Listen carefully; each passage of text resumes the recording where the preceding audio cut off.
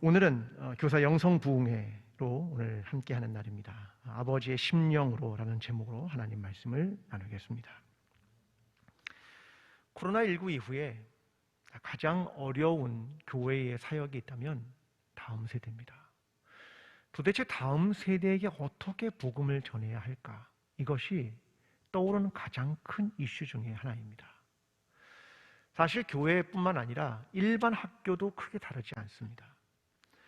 그들은 학생들의 격차가 계속해서 심해지고 학생들을 만날 수 없고 쉬는 시간은 단 5분 주어지고 그 쉬는 시간마저 어떠한 이야기를 하는 것도 별로 달가워하지 않는 그런 환경에서 아이들은 성장하고 있습니다.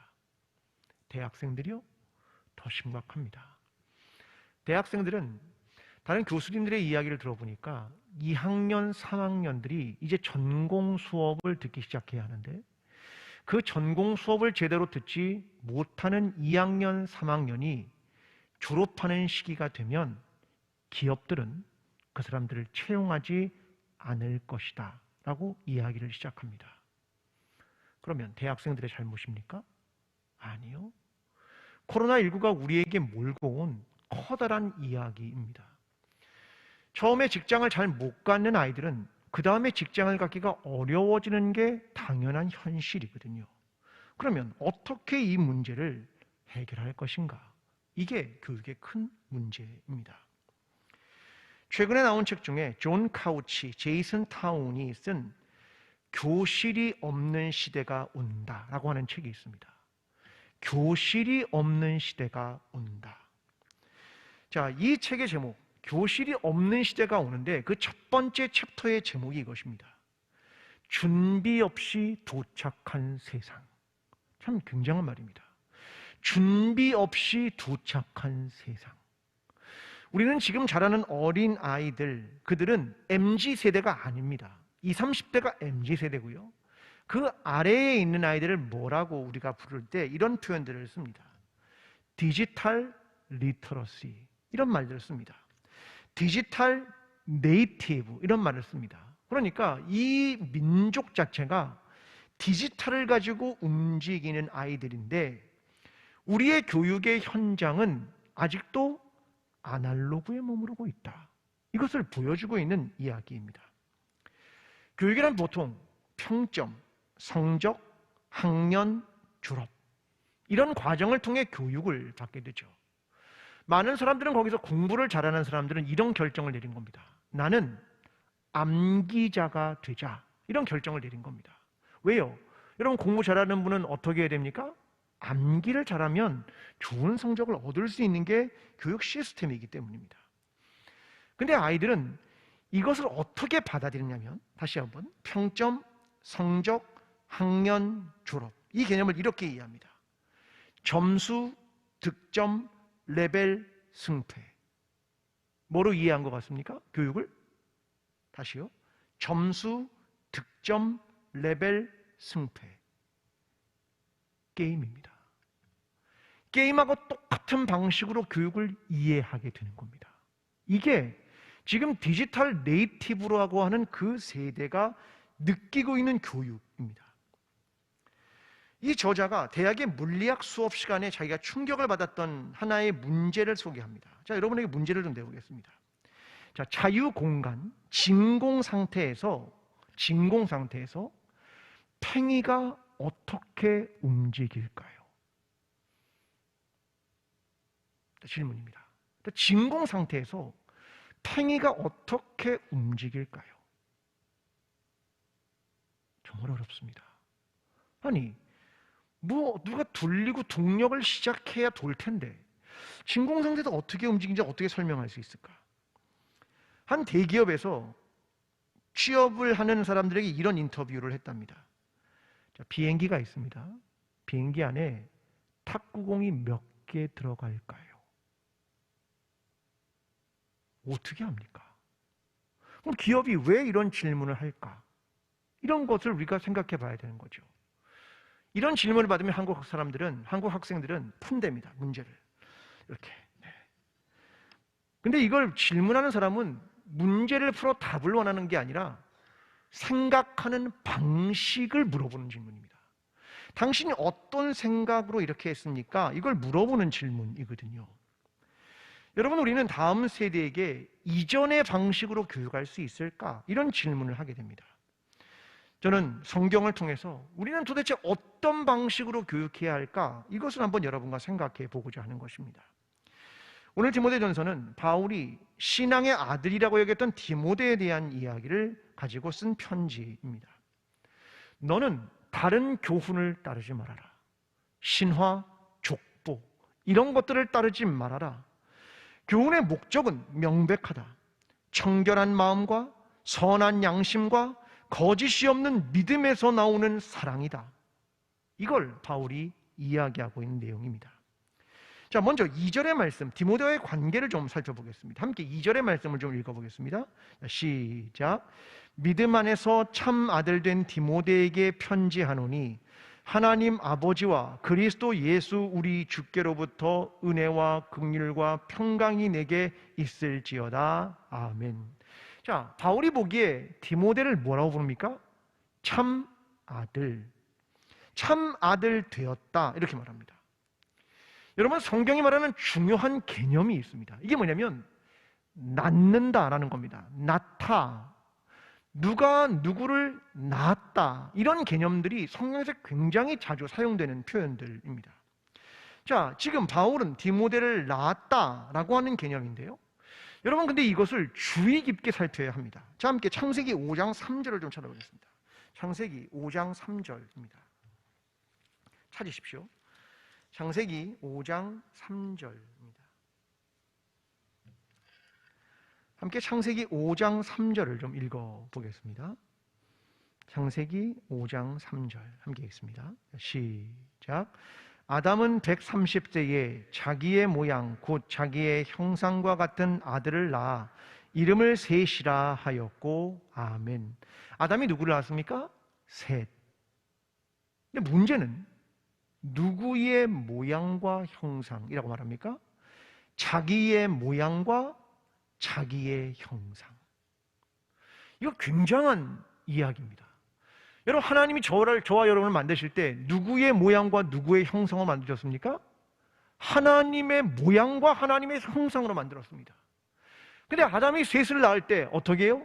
자기의 모양과 자기의 형상으로 낳았다. 야, 이거 어떻게 해석해야 할지가 참 어려운 것입니다. 여러분, 교육을 할 때 정말 두려운 게 뭔지 압니까? 내가 내 모양대로, 내 형상대로 아이들을 낳을까 봐. 그게 너무 두려운 것 아니겠습니까? 선생님이 과연 어떻게 아이들을 가르칠 건가? 여러분, 영적인 가르침을 하고 있다면 내 모양과 내 형상으로 낳으면 어떻게 하지? 이런 생각을 해야 되겠죠. 우리는 아이들이 어떤 모양과 어떤 형상이 되기를 원합니까? 하나님의 모양과 하나님의 형상대로. 여러분이 가르치는 모든 아이들이 하나님의 모양과 하나님의 형상으로 회복되기를 간절히 기도합니다. 이것이 우리가 바라는 목표죠. 근데 아담은 지금 셋을 자기의 모양과 자기의 형상으로 낳았습니다.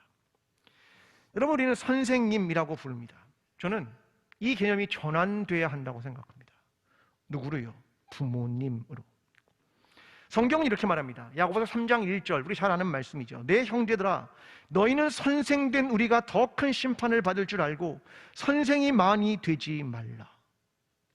선생이 많이 되지 말라. 이 말씀이 늘 힘들게 합니다. 목사인 저도 너무 힘이 듭니다. 왜요? 너무 많은 걸 알고 너무 많은 걸 연구하는데 내가 그만큼 살아가지 못하는 것 같아서 너무나 힘이 든 때가 많이 있습니다. 오늘 성경은 말하죠. 가르침이 아니라 낳으라. 내 자녀처럼 낳으라. 그 이야기를 들려주는 것입니다. 여러분, 코로나19 시대에 신앙교육을 하면서 우리가 뼈저리게 느낀 게 있습니다. 신앙교육은 교회의 몫이 아니라 누구의 몫이라는 걸 깨달았습니까? 부모님의 몫. 신앙생활을 교회가 선생님들이 다 하는 줄 알았습니다. 부모님은 교회에 맡기면 되는 줄 알았습니다. 그런데 코로나가 터지니까 아이들이 교회에 못 오고 신앙교육의 책임이 누구에게 있다는 걸 발견했습니까? 부모님에게. 여러분, 이것을 굉장히 깊게 깨달은 게 코로나19가 우리에게 보여주고 있는 겁니다. 그러면 문제는 선생님들은요, 이제 나의 몫이 아닙니까? 아니죠. 무엇일까요? 교회 전통에 세례와 입교를 받은 아이들에게 반드시 따라붙는 사람들이 있었습니다. 그들은 뭐라고 말하냐면 대부모 이렇게 말합니다. 신앙은 부모가 책임을 지지만 반드시 세례와 입교를 받는 사람 옆에 대부모를 세웠습니다. 그 사람은 함께 아이의 신앙의 성장을 위해 부모와 같은 노릇을 하는 사람을 세운 겁니다. 저는요, 선생님들이 내가 선생님이다라는 생각을 버리기 시작해야 한다고 생각합니다. 난 부모지, 난 대부모지, 이런 생각을 하지 않으면 그 다음부터 어려워지기 시작하는 것은 아닐까라는 생각을 해보는 겁니다. 과거의 신앙교육은 교실이라는 공간에서 이루어졌습니다. 다른 말로 하면 표준화입니다. 모든 아이들을 같은 교실에 놓고 표준화시키는 겁니다. 정해진 시간, 정해진 공간. 기독교 교육은 그렇게 할 수 없습니다. 어떻게 모든 아이들의 신앙에 다 수준이 다른데 다 그들을 같은 공간에 놓고 표준화시킬 수 있단 말입니까? 바카 팔마라는 유명한 기독교 교육 학자이며 영성학자인 그는 이런 말을 합니다. 공간을 창조하라. 이 공간, 교육의 공간을 새롭게 창조해야 한다, 이런 얘기를 합니다. 그러면서 이런 말을 합니다. 내가 진리를 발견하는 것이 아니라 진리가 나를 발견하도록 하라. 야, 이거 진짜 어려운 말입니다. 내가 진리를 발견하기에 막 애를 쓰는 게 아니라 진리가 나를 발견하도록 하라, 이것을 이야기하는 겁니다. 그러면서 이 사람이 이런 말을 합니다. 개방성, openness. 이게 무슨 말이냐면 이런 말입니다. 진리가 우리를 발견하지 못하게 하는 장애물들을 치워버려라. 예를 들면 분주함, 두려움, 회피, 도망. 내가 분주하면 진리가 나를 발견하기까지의 그 시간들을 기다릴 수 없는 겁니다. 내가 질문을 회피하면, 내가 도망가면, 내가 두려우면 안 되는 겁니다. 여러분, 어떤 면에서 무지란 진리를 찾아가는 과정입니다. 그러나 일반적으로 선생님들은 무지가 드러날까 봐 두렵습니다. 그렇죠. 어떤 똑똑한 애가 질문합니다. 선생님, 성경에 있는 이야기를 합니다. 소재가 무엇입니까? 소재는 어떻게 드리는 거죠? 왜 드립니까? 뭐 이런 질문을 깊이 들어갔다고 생각해 보십시오. 선생님들은 어떻게 생각할까요? 내 무지가 폭로되는 것이 두렵습니다. 여러분, 예배 시간에 여러분의 예배가 끝나고 설교가 끝나고 질문을 받지 않는 이유가 있습니다. 선포이기 때문에. 얼마나 다행인지 모릅니다. 만약 누가 질문하면 전 힘들 겁니다. 여러분, 질문이란 가르치는 사람에게 두려움입니다. 그런데 그것을 극복하지 못하면 모험이 시작될 수가 없다라고 하는 겁니다. 두 번째, 경계들, 바운드리를 만들어라, 이런 말을 합니다. 뭔가를 배울 때는 불안을 느낄 때가 있습니다. 그렇죠. 불안이 느껴집니다. 예를 들면 이런 겁니다.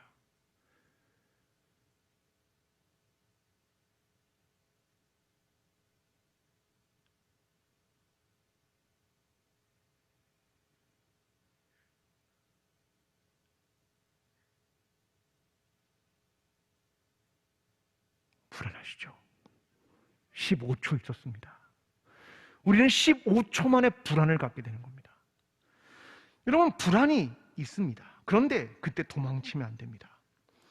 우리는 여기에서 그 불안 가운데서 이것을 이겨내야 하는 거죠. 우리의 표현대로 하면 살아가는 여기라는 삶의 자리에서 일상의 하나님과 만나는 것에서 그 현장에서 하나님을 경험해야 한다. 그래서 그 경계를 도망가지 못하게 하는 겁니다. 왜? 이 현장에서 하나님을 만나야 하기 때문이죠. 세 번째는 환대입니다.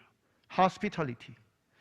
우리가 서로를, 서로의 갈등을, 서로의 생각을 개방적이고 깊이 받아들여줘라. 낯선이와 낯선 말을 환영해라. 왜요? 교육이란 고통스러운 작업이기 때문에 그렇습니다. 내가 원래 가졌던 내 모습이 변한다는 건요, 너무나 고통스러운 일입니다. 그래서 뭐가 필요하냐? 환대가 필요한 겁니다. 여러분, 부모로서 선생님에게 정말 중요한 것이 있죠. 무엇일까? 개방성, 경계, 환대. 여러분, 우리에게 더 중요한 것, 잊지 말아야 될 것이 있습니다. 전 이거라고 생각합니다. 내 노력을 통해 신앙을 배울 수 있을까? 우리는 하나님 안에서 발견되어야 하는 것은 아닌가? 성령께서 우리를 이끌어 주셔야만 아이들이 하나님을 만나게 되는 것은 아닌가? 여러분, 신앙교육은 무엇을 심는 것이나 그들의 생각을 조작하는 것이나 하는 것이 아닙니다. 내 생각을 주입하는 것도, 내 계획과 뜻을 말하는 것도 아닙니다. 부모님도 자식을 그렇게 못하는 겁니다. 기다려주는 거죠. 어떻게 해요? 하나님 안에서 그 아이가 발견될 수 있도록. 이게 바로 부모처럼 우리가 아이들을 대하는 것일 것입니다.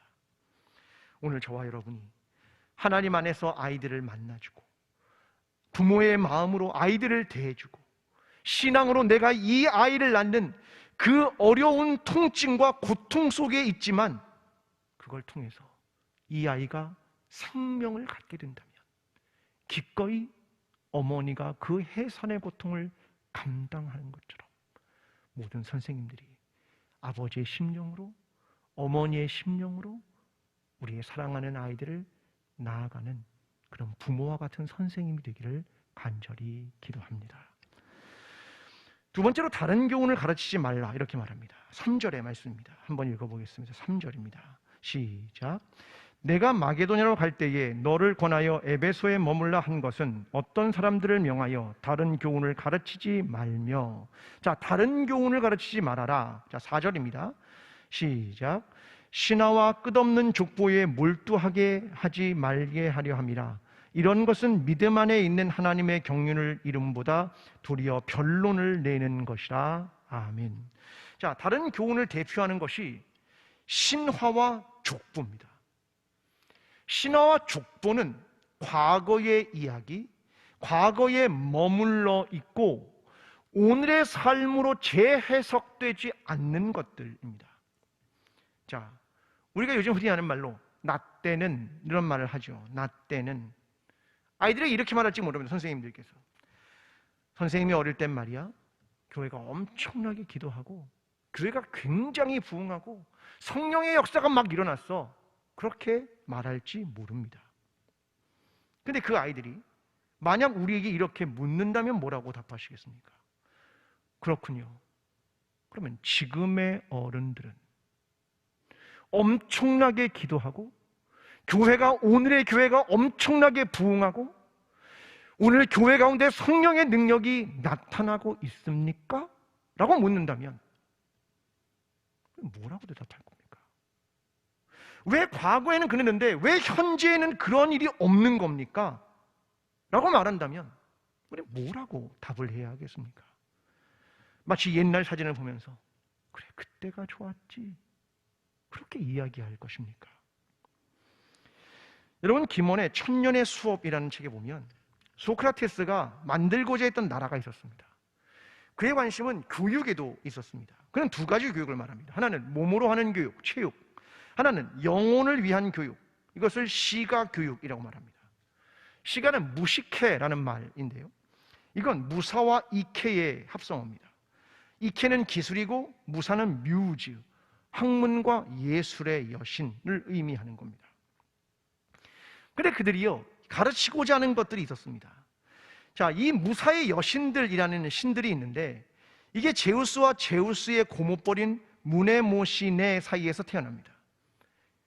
이 무네모시네는 기억이라는 신이고 제우스는 자기의 아버지 크로노스를 물리셨습니다. 크로노스는 신의 신이, 시간의 신이거든요. 그러니까 제우스는 시간을 이겨낸 신입니다. 그 사이에 태어난 무사 여신은요, 기억할 수도 없는 옛날 이야기를 정확하게 전달해 줄 수 있는 신입니다. 이게 신화입니다. 옛날 이야기를 전달해 준다. 그걸 배워야 한다, 그 얘기입니다. 근데요, 이 신화가요, 그리스 로마 신화가 정말 도덕성이 없습니다. 처음에 세상을 다스리는 게 대지의 여신 가이아거든요. 근데 가이아가 하늘의 신 우라노스를 낳았는데요, 이게 하늘의 신으로 만들어 놓고 나중에 자기가 낳은 애가 남편이 됩니다. 그랬더니 우라노스가 어머니 가이아를 누르고 권력을 빼앗습니다. 자식들 못 나오게 가이아 뱃속에 가둬버리죠. 자식들이 가운데 시간의 신인 크로노스가 아버지 우라노스를 거세해버립니다. 그리고 권력을 또 빼앗습니다. 또 크로노스도 결국 제우스에게 쫓겨나죠. 도덕적으로 엉망입니다. 친부 살해, 이런 걸 보여주고 있는 거거든요. 이게 다 신화입니다. 족보요? 여러분, 제가 권씨 아닙니까? 권씨는 만나면 꼭 물어봅니다. 몇 대세요? 제가 계산을 잘 안 합니다. 그래서 몇 대인지. 제 아래가 순자랍니다. 그건 아는데 잘 모르겠습니다. 전 어릴 때부터 장손이라고 교육을 많이 받았고요. 넌 제사를 드려야 하니까 교회 가면 안 돼, 이런 얘기 많이 듣고 자랐습니다. 중요한 건 족보는요, 이름만 존재하지 오늘의 해석이 없습니다. 고착돼 있고요, 현재의 운동성도 없습니다. 이미 학렬이 다 짜 있습니다. 그냥 내 위에 뭐, 내 아래 뭐, 그게 이름 돌림자 만드는 거죠. 이게 족보의 한계입니다. 여러분, 신앙이란 성령의 운동성입니다. 생명력이 있어야 하는 것입니다. 말씀에 반응해야 하는 것이죠. 안 그러면 신앙교육은 죽는 겁니다. 만약 문자를 그냥 가르친다면 제도권 교회와 박물관 교회로 전락한 시간 문제입니다. 신화와 족보의 결과는 변론이다. 결국 언쟁과 논쟁을 하게 된다. 여러분, 하나님이 원하는 것은 하나님의 경륜을 이룸 아닙니까? 하나님의 구원의 계획의 역사를 이루어가는 것 아닙니까? 근데 매일 모여서 언쟁과 논쟁을 하고 변론을 하게 된다면 그게 무슨 교육일까? 이걸 고민하게 되는 겁니다.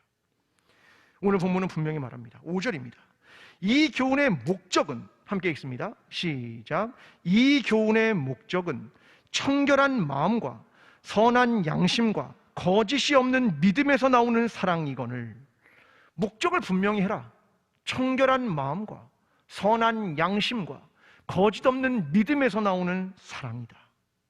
이걸 말하는 겁니다.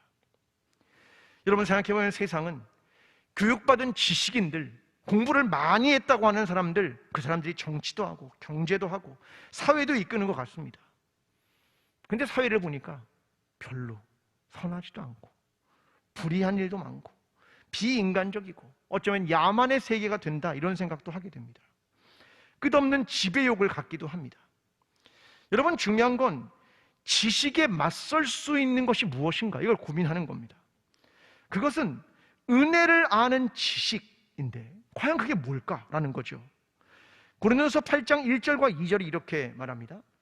우상의 제물에 대하여는 우리가 다 지식이 있는 줄을 아나 지식은 교만하게 하며 사랑은 덕을 세우나니 만일 누구든지 무엇을 아는 줄로 생각하면 아직도 마땅히 알 것을 알지 못하는 것이요 또 누구든지 하나님을 사랑하면 그 사람은 하나님도 알아주시느니라.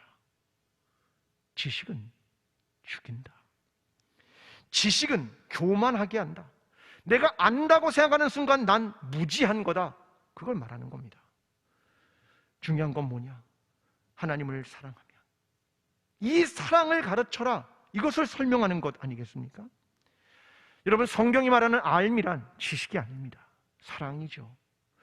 너희는 그 사랑은 청결한 마음과 선한 양심과 거짓 없는 믿음에서 나오는 것이다. 우리는 다음 세대에 무엇을 가르쳐야 할까? 사랑이죠. 왜요? 하나님은 사랑이니까. 다음 세대가 하나님을 알아야 하니까. 무엇으로? 지식으로? 아닙니다. 사랑으로. 이게 우리가 가르쳐야 하는 핵심이라는 겁니다. 선생님과 학생 사이에 사랑이 존재하는가? 난 무엇으로 그 사랑을 가르치는가? 여러분, 신앙이란 살아있는 성육신입니다. 요한복음 1장 14절은 말합니다. 말씀이 육신이 되어 우리 가운데 거하시매. 하나님의 말씀이 언어로 고정된 성경이 아니라 역사 속에서 구체적인 육신을 가진 실체로 다가온다. 이게 복음입니다. 문자와 언어에 갇힌 게 아니라, 지식이 아니라 역사 속에 찾아오시고 그들의 삶을 위해서 자기 자신을 내어주시고 이 사랑의 실천이 복음이다. 이게 성경의 이야기입니다. 오늘 모든 선생님들이 어떤 가르침으로 가르치시겠습니까? 지식입니까? 사랑입니까? 우리 아이들을 그리스도의 사랑으로 가르치게 되는 모든 선생님들이 되기를 간절히 기도합니다. 이제 말씀을 정리하면서 함께 기도하고 싶습니다. 여러분, 교육하는데 기도가 왜 필요할까? 이런 질문을 하신 적이 있으십니까? 아까 얘기한 파크 팔머라는 신학자의 얘기를 들려드리겠습니다. 이렇게 말합니다. 기도란 자신과 타인, 인간과 인간 외의 것, 보이는 것과 보이지 않는 것이 한데 얽혀 있는 저 광대한 생명 공동체 속으로 들어갈 수 있는 능력을 말한다. 좀 어려운 말이지만 기도란 나와 너, 왜? 기도할 때 나를 위해 기도하지 않습니다. 너를 위해 기도하죠. 그러니까 이미 기도 안에서 나와 너가 하나가 되어 있는 겁니다. 인간과 인간 외의 것, 인간뿐 아니라 다른 것들도 포함하고 보이는 것과 보이지 않는 것, 보이지 않는 하나님과 사랑과 믿음, 이런 것들도 한데 얽히게 되는 게 뭐냐? 기도입니다. 그걸 말하는 겁니다. 감각은 구별짓고 지석은 분석하는 반면 기도는 삶의 하나됨을 인정하고 재창조한다. 기도란, 그래서 이 모든 것을 껴안을 수 있는 건 기도이다. 이 재창조이다. 기도란 나와 타자를 분리하지 않고 자기 욕망을 위해 그를 조작하지 않고 타자를 향해 손을 내밀며 하나님을 향하도록 하는 것이다. 기가 막힙니다. 아, 기도는 나와 타자를 분리하지 않는 거지. 자기 욕망을 위해 조작하려는 건 기도가 아니지. 타자를 향해 손을 내미는 게 기도지. 하나님을 향하도록 하는 게 기도지. 그게 기도다. 그래서 우리는 교육을 위해 기도해야 하는 것이다. 그렇게 말하는 겁니다. 우리의 기도가 때로는 신음 같습니다. 때로는 탄식 같고, 때로는 어떻게 기도해야 할지 모르지만 누군가 나를 위해 기도하고 있다는 것, 내가 너를 위해 기도하고 있다는 것, 내가 아이들을 위해 기도하고 있다는 것, 내가 누군가를 위해 기도하고 있다는 것, 그 속에서 하나님과의 일치를, 타자와의 일치를, 나 자신과의 일치를 경험하게 되는 것, 그게 기도이기 때문입니다. 그때 우리는 서로의 얼굴을 맞대고 그 길을 걸어가는 것입니다. 여러분, 그래서 우리가 아이들을 위해, 교회를 위해 기도해야 하는 것은 그 안에서 하나됨과 일치가 이루어지기 때문입니다. 오늘 저와 여러분이 이 밤에 함께 기도하고 싶습니다. 하나님, 우리를 교사로 불러주셔서 감사합니다. 내가 누구를 가르칠 수 있는 사람도 아닌데 주님 부르셨기에 내가 그 일을 시작하고자 합니다. 주님, 그러나 혼자 두지 마시고 성령님 동행해 주셔서 우리가 아이들을 만날 때 아이들이 성령 하나님을 만나는 것처럼 만나게 도와주시옵소서.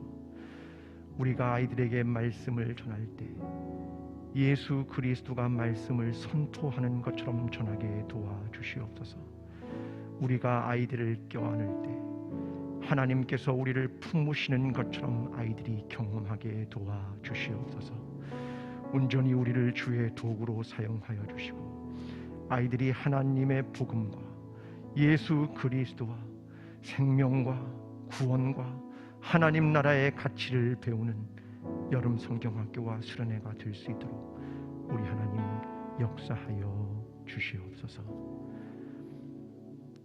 이제는 우리를 위하여 십자가를 지시고 부활하신 예수 그리스도의 은혜와 하나님 아버지의 끝없는 사랑과 성령님의 교통하심이 주의 말씀을 들고 담대하지만 겸손하게 아이들과 만나며 말씀을 가르치며 아이들에게 주의 사랑을 전하기를 소원하는 모든 선생님들과 교역자들과 아이들 위해, 그리고 광주제일교회 위해 지금부터 영원까지 함께 하시기를 간절히 축원하옵나이다. 아멘.